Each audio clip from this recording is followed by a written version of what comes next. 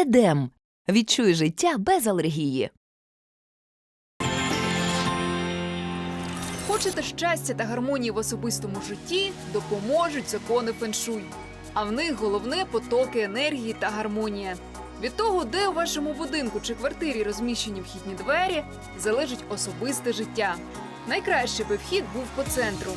Розміщений ліворуч, в оселі буде багато чоловічої янської енергії, каже Сергій Дашкевич, учитель школи цигун і феншуй. І в цьому будинку жінкам буде дуже некомфортно жити. І якщо в цьому будинку живе чоловік, то йому дуже буде важко знайти подругу по житті.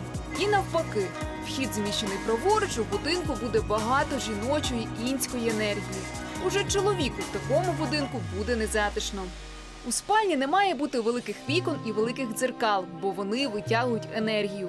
Ліжко головою до стіни. Так людина відчуває тил і захист.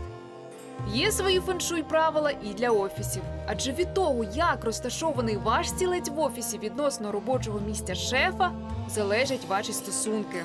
Якщо ви сидите, наприклад, спиною до свого шефа, іншою мовою, подумайте, якщо ви повертаєтесь спиною до свого керівництва, це добре? Я думаю, що це не добре, правда? І це рано чи пізно воно спрацює, і на ваше місце прийде хтось інший. Робочий стілець обов'язково має бути спинкою та підлокітниками. Адже, згідно з феншуй, це підтримка сили. І знову звертайте увагу на вікна та двері. Вони не мають бути за спиною, вся енергія йтиме туди. Навіть принт на вашому одязі може допомогти чи навпаки шкодити. Права сторона кожної людини – це інська сторона. Ліва сторона – це янська сторона. Від інь до ян. І якщо буде отака направленість, це не має значення. Це або зв'язаний светр, або малюнок на сукні, то це в мінус.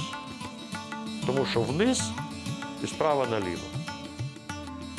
А що в цю сторону, це від інь до ян, це врост. І це вам буде допомагати.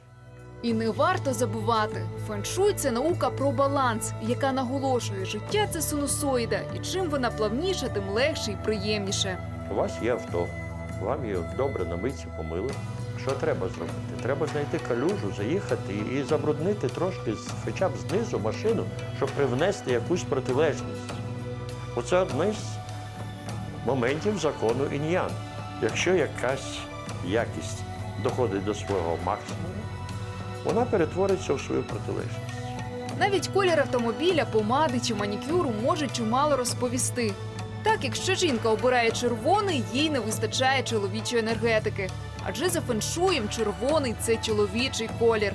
Проте навіть самі експерти наголошують, зробити все по феншую неможливо.